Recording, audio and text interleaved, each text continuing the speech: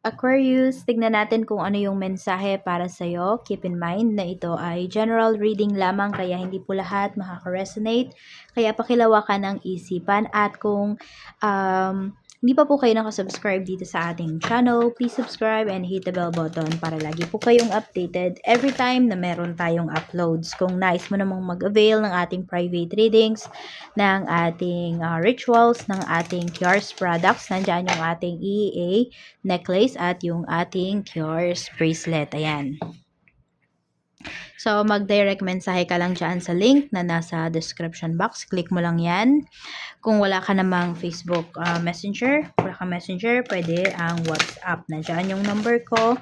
Yan lang din po yung ginagamit ko sa lahat ng aking transactions.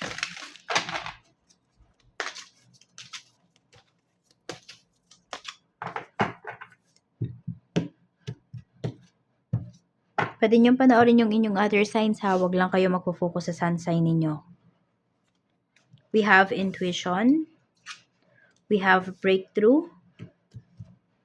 Tingnan natin ha kung ano-ano tong mga aspect ng life mo ngayon. Yan, yung mga mensahe na to para saan to. Shuffle lang natin 3 times para mawala yung mga negativities na kumapit dito sa cards. This is for Aquarius, Sun, Moon, Rising, and Venus Spirit Guide. Okay? Tignan natin ano tong intuition. We have Page of Cups. Kayo ba yung Aquarius, kayo pa ay kapag nagbabasa kayo, nagbabasa kayo, message ba, may nag-message sa inyo, kahit walang emotions, walang emoticons or emoji, yung sinend sa'yo nung tao na yon, nararamdaman mo pa rin kung ano yung emosyon ng tao na na habang tina-type niya yung message na yon. Alam mo yung nararamdaman mo yung kanyang emotions. Ayan, yung iba sa inyo ganun. We have 10 of Cups, so heighten talaga yung iyong intuition. May mga messages ka from spirits na marireceive ngayon. Kaya wag mong babaliwalain yan, ha?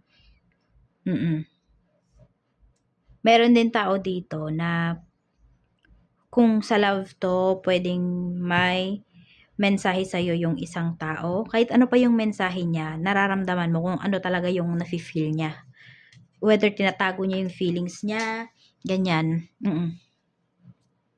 Meron tayo ditong 8 of Swords. Ito, paglabas to sa comfort zone. Mas magkakaroon po kayo ng lakas ng loob na lumabas sa inyong comfort zone. Pwede rin pagdating sa pera. Okay?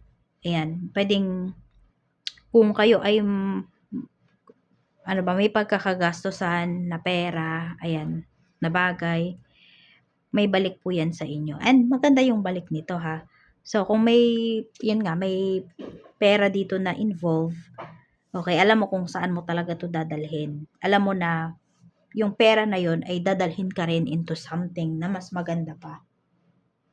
So kuhanin lang natin yung nalaglag na card, no?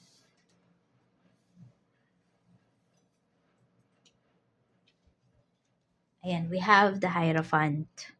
May pinag-aaralan ka dito. Gituloy-tuloy mo lang yung pag-aaral mo diyan. 'Di ba? Yung pagre-research mo about dito sa sa pwedeng sa trabaho mo, basta pwede mong pagkakitaan. Malaki kasi yung pera na pinapakita rito. Pwedeng malaki din yung i-invest mo pero mas malaki yung balik sa'yo. And mas maganda, sabi ko nga, madadala ka nito into something na mas maganda pa para sa life mo. Oo. Kaya Aquarius, mag-focus ka dyan. Pag-aralan mo talaga lahat ng sides nung gagawin mo na to, nung pag-i-investan mo na to. Conflict, we have Temperance. Meron tayo ditong 10 of Pentacles. So, ayun lang, huwag kayong magmamadali ha. Basta search nyo muna. Hindi porket sinabi ko na maganda to. Ito yung piliin mo. Ito na yung pipiliin mo. Hindi. Pag-aaralan mo muna yan. So, kahit may magsabi sa'yo na, alam mo ba, Aquarius, malaki yung kinita ko sa ganito. Sige, ka na. ano ka na din, mag-invest ka na rin dito kasi malaki yung kinita ko. Hindi. Malaki yung kinita niya pero pwedeng ikaw hindi malaki yung kikitain mo doon. Or pwede nga baka mas malaki pa yung kitain mo pero mag-research ka muna about doon sa ino-offer sa'yo. Ayan, basta wag daw kayo magmadali dito kasi once magmadali kayo, ayun, may conflict na paparating. Magkakaroon kayo ng problema. Kaya wag kayong mainipin. Tignan pa natin ano pa yung mensahe for you. Kamusta yung emotions mo? We have Queen of Swords. So, very sharp yung iyo. Very sharp. Mind ka agad yung naisip ko dito. Sabihin natin, sige, very sharp yung mind mo ngayon. Ayan, very direct din yung approach mo. So, hindi ko nakikita dito na you are emotional, Aquarius. Ayan. Mas nangingibabaw sa'yo ngayon yung kaisipan mo. Bakit? Bakit yun yung mas nangingibabaw? Kasi pag pinairal mo tong emotions mo, okay, alam mo na magdadalawang isip ka sa lahat ng bagay na gagawan mo ng solusyon, gagawan mo ng desisyon ngayon. So, kapag ganyan, so ito talaga yung nararamdaman ninyo, ano po, balance nyo yung chakras nyo, or sabihin na lang natin, mag-meditate ka, yun yung gawin mo, mag-grounding ka. Oo, mas i-balance mo yung iyong root chakra para hindi ka nagdadalawang isip pagdating sa mga decisions mo ngayon in life. Spiritual health mo naman, we have Ace of Pentacles. Ayan. Pagdating naman po dito sa iyong spiritual health, pwedeng meron ka ng mga, syempre, dating pinaniniwalaan, pero pwedeng meron ka natuklasan. Ayan na naman, may natuklasan ka, tapos pwedeng yun yung pinag-aaralan mo ngayon. Na sa tingin mo kasi, mas angkop yun, mas angkop yun sa nangyayari sa life mo ngayon, sa sitwasyon mo. Yan. So, more on parang pinag-aaralan mo pa lang talaga to. Nakikita mo pa lang yung value ng bagay na yon or nung aral na yon, yung ganyan. So, hindi pa 100%. More on parang nagsisimula ka pa lang. So, pwedeng meron dito, nanonood kayo ngayon ng mga tarot readings, pero pwedeng wala pa kayong 1 year nanonood. So, madami pa kayong matututunan, ganyan, marami pa kayong malalaman, yung mga ganyan po. Tignan natin pagdating naman sa blessings na paparating sa iyo. We have Queen of Pentacles. So may may pera na paparating sa iyo dito. We have 7 of Swords. Galing to sa tao from your past. Meron po. No, so kung merong may utang sa iyo, pwedeng magbabayad na 'yon, Aquarius. 'Yun yung pinapakita. Meron tayong 9 of Cups. So magiging happy ka talaga dito sa pera na paparating sa iyo. We have 3 of Pentacles. Pwede rin sa trabaho to kung meron kayong in-applyan before na trabaho. Okay? Tapos hindi kayo, na-reject kayo. Tapos in-applyan nyo ulit. Ayan po. Pwede na matanggap na kayo. Pero karamihan dito, yung pera na marireceive nyo about siya sa trabaho. Kaya galingan nyo sa work ninyo. Tingnan natin. Or kung business yan, kung may business naman po kayo. Okay, energy ng mga makakasalumuha mo today. Maganda yung energy nila. Magaan lang po sila kausap. Pero mag-ingat ka ha. Baka mamaya naman may mabudol dito kasi nga magaling magsalita. So parang magaling bang mag-hypnotize mo yung mga makakasalumuha mo. Yung parang mapapa-oo ka na lang kapag kausap mo sila. Yung hindi mo na sila kokontrahin. Meron dito magaling makipag-usap. So baka kung may binibenta yan, ma-sales stock ka. Sa work naman po, we have 4 of Wands. Meron tayo ditong 2 of Wands. At meron tayo ditong 10 of Swords. Mukhang o-offeran ka pa dito ng another contract pagdating sa work mo. Ayaw kang pakawalan. 3 of Swords. Ayun, kaya lang kasi pwedeng natotoxican ka na ba sa mga kasamahan mo sa work. Ito kasi yung energy ng mga katrabaho mo eh. Madadrama. So, o laging gumagawa ng drama. Ayaw sa'yo. Kasi nakikita nila talaga na magsasucceed ka, Aquarius eh. Ayan. So, nafe-feel mo naman to. Feel mo naman yung mga kasamahan mo na to na, alam mo yun, yung ayaw sa'yo, ganyan. Iwas ka sa ganito na madadrama ng mga co-worker. We have the Hanged Man. So, yung boss mo talaga, ayan, ayaw ka pa talagang pakawalan. So, pwedeng o-offeran ka pa dito ng mas magandang deal pagdating sa work. Pero nasa sayo na lang yan kung pagpapatuloy mo pa ba. Or lilipat ka na talaga. ng work. Sige, pag lumipat ka ng work, mas maganda ba yung kapupuntahan mo? Sabi natin, kung stress ka dito, mas maganda ba yung kapupuntahan mo doon or mas i-stress ka? Ace of Swords, the Emperor, and we have Knight of Pentacles. Mas maganda po yung mapupuntahan mo. Kung stress ka na talaga dito, ayan, you know, lipat ka na. Mas maganda yung magiging experience mo dito sa job na to. Mas mag-grow ka pa din. Sa negosyo naman, we have Two of Pentacles. Meron tayo ditong Five of Cups.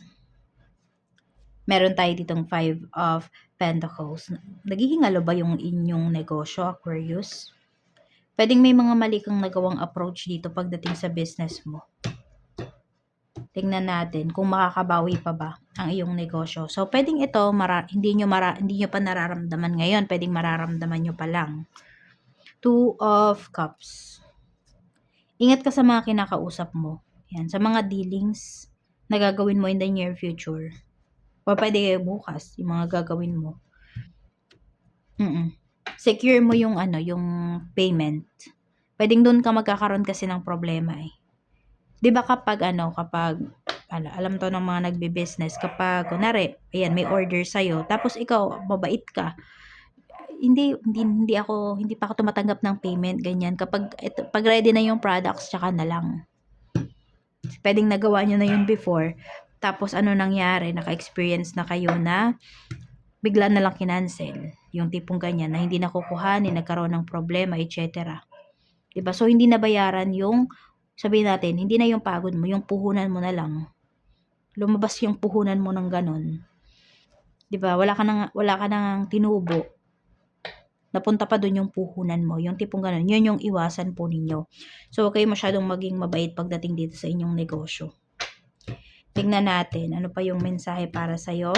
Okay, pagdating sa mga client mo ngayon, Eight of Cups. May mga umaalis dito ng mga clients mo. So, magmasid ka rin, mag-survey ka pagdating dito sa mga katulad mo na negosyo. Yes, kailangan mong gawin yun. Parang mag-i-spy ka. Hindi kasi kung may problema yung business mo, kailangan mo talagang gawin yan. Okay? So, kung ayaw mo naman, umpisahan mo dito sa negosyo mo. Ano ba yung problema? Ano ba yung nagawa mo? Ano ba yung mga naging decision mo? Diba? Pero kung wala kang nakikita, try mo yung nasa paligid mo. Pag anuhan mo sila, yun nga, mag-survey ka. Ganun yung gawin mo. Mag-spy ka. Bakit kaya mas madaming bumibili sa ganito kaysa dito? Yung tipong ganon. Para malaman mo, kasi yung mga clients mo, parang umaalis sila, unti-unti silang nababawasan. Ganito po yung pinapakita na energy pagdating sa inyong negosyo. Tingnan natin, pagdating naman sa staff, we have 7 of Wands. Ayun. Pwedeng dito ka nagkakaroon ng problema. Kung merong tumatao dyan sa negosyo mo, hindi ikaw meron kang pinapatao. Okay? Yan, may mga tauhan ka. Pwedeng sila sa kanila nagsisimula, sa kanila nagmumula yung problema. Hindi sila accommodating. Baka may mataray dyan. Yung parang pagpasok pa lang ng client or pagkakita pa lang ng client dun sa tao na yon, nawawala na ng gana. Oo, hindi siya approachable. Baka may client ka na ganyan. Ay, mayroon kang staff na ganyan. Sa pera naman, ito, we have 6 of Wands. Meron tayong King of Wands. At meron tayo ditong Queen of Wands. Okay. So, parehas ba kayo na may trabaho? Or sa family nyo, halos lahat ba meron ng trabaho? Okay, kung medyo nahihirapan pa rin kayo pagdating sa kaperahan, sinasabi kasi dito, pwedeng nasa mali kayong lugar. Oo, kaya kung meron na kayong tas natotoxic na din naman talaga kayo dyan sa lugar kung nasaan kayo, pwede daw kayong umalis. Yes, big move ang pinapakita sa inyo dito, Aquarius. Pagdating sa kaperahan mo. Meron naman ang pinapakita dito, yung sabihin natin, yung blessings talaga nasa ibang lugar, nasa ibang bansa. Yan ang pinapakita. Oo.